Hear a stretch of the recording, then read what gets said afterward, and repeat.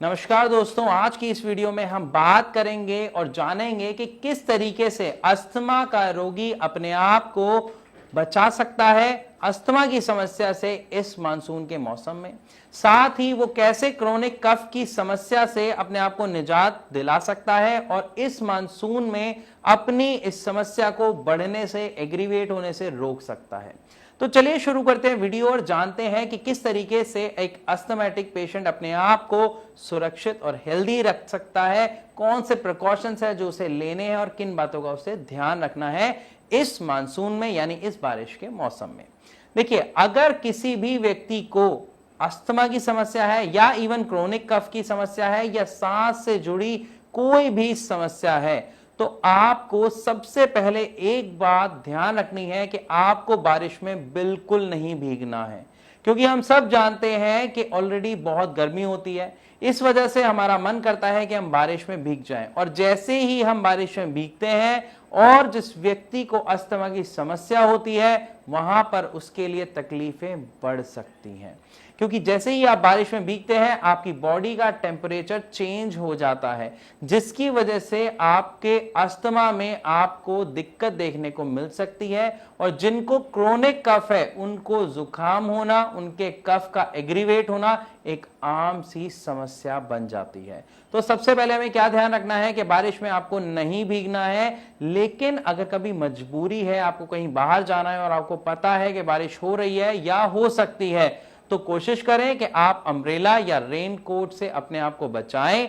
और आप बिल्कुल भी ना भी। पहली चीज ध्यान रखने के बाद दूसरा एक मेन पॉइंट आता है कि अगर आप कहीं पर भी एक ऐसी जगह पर हैं जहां पर किसी को जुकाम है, खांसी है, या आप मान लीजिए पब्लिक व्हीकल में ट्रेवल करते हैं जहां पर किसी को छींक आ रही है या हो सकता है किसी को जुकाम हो, हमें पता नहीं होता, तो ऐसी जगह पर खासकर आपको ध्यान रखना है कि आप मास्क वियर करें, आप मास्क बिल्कुल ना हटाएं, साथ ही सैनिटाइजर का यूज करते रहें ताकि आप अपने आप को इन्फेक्शन से बचा सकें और अपनी अस्थमा और क्रोनिक कफ की प्रॉब्लम को बढ़ने से रोक सकें। इसी के साथ साथ अगर हम डाइट से रिलेटेड बात करें तो आपको प्रेफरेंस देनी है ऐसी फूड आइटम्स को जिसमें प्रोटीन की मात्रा ज्यादा हो। आपको कार्बोहाइड्रेट ज्यादा वाले फूड को अवॉइड करना है, क्योंकि अक्सर क्या होता है, जैसे ही मौसम चेंज हुआ, बारिश का मौसम आया, तो मन करता है हम पकोड़े खाएं, हम ब्रेड पकोड़े खाएं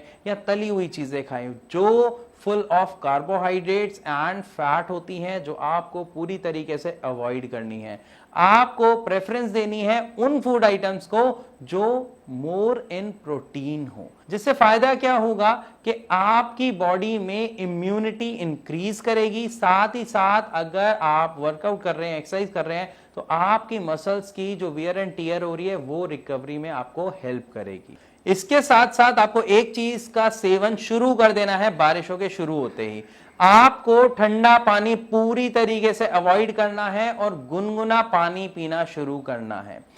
क्योंकि जब आप इस मौसम में ठंडा पानी पीते हैं, इवन अगर आप मटके का भी पानी पीते हैं, तो मौसम में बदलाव होने के कारण जुकाम लगना या खांसी होने के चांसेस बढ़ जाते हैं, जिससे आपकी अस्थमा की प्रॉब्लम में बढ़ोतरी देखने को मिल सकती है। इसी के साथ साथ अगर आप रात को दूध लेना शुरू कर देते हैं थोड़ी सी हल्दी डाल के, तो ये आपके लिए किसी वरदान से कम नहीं होगा। क्योंकि मान लीजिए अगर आप कहीं बाहर निकलते हैं या बाहर से कोई व्यक्ति हमारी फैमिली का अंदर आ रहा है, हमें पता नहीं चलता कि कौन सा इंफेक्शन या कौन सा वायरस किसके साथ कैसे अंदर हमारे घर में एंटर हो गया है। तो इन सब से बचने के लिए, हमारी इम्यूनिटी को इनहैंस करने के लिए, बढ़ाने के लिए हल्दी बहुत ही असरदार तरीके से काम करती है। या फिर अगर आप मार्केट से जाके कच्ची हल्दी ला सकते हैं जो अदरक की तरह दिखाई देती है लेकिन ऑरेंज कलर में होती है अंदर से, उस हल्दी को लाएं, अदरक की तरह थोड़ा सा उसे दूध के अंदर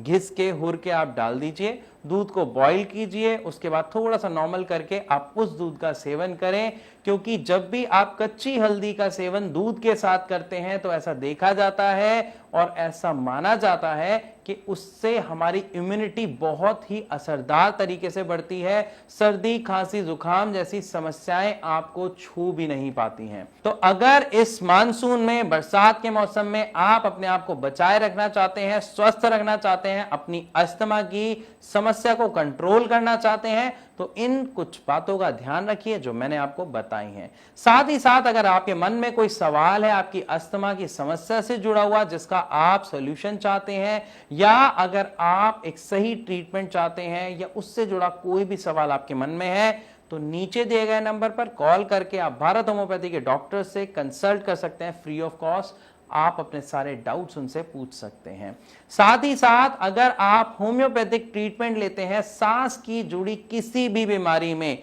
तो यहां पर आपको एक बात मैं जरूर बताना चाहूंगा कि होम्योपैथिक दवा सबसे असरदार होती है रेस्पिरेटरी प्रॉब्लम्स के लिए। साथ ही साथ इन दवाइयों को कोई साइड इफेक्ट नहीं होता और इसका जो असर होता है वो बहुत ही फास्ट होता है जो आपको अपनी समस्या में देखने को मिलता है। तो इसी के साथ अब मैं आप सबसे चलने की इजाजत चाहूंगा। मिलूंगा अपनी अगली वीडियो में, तब तक के लिए नमस्कार।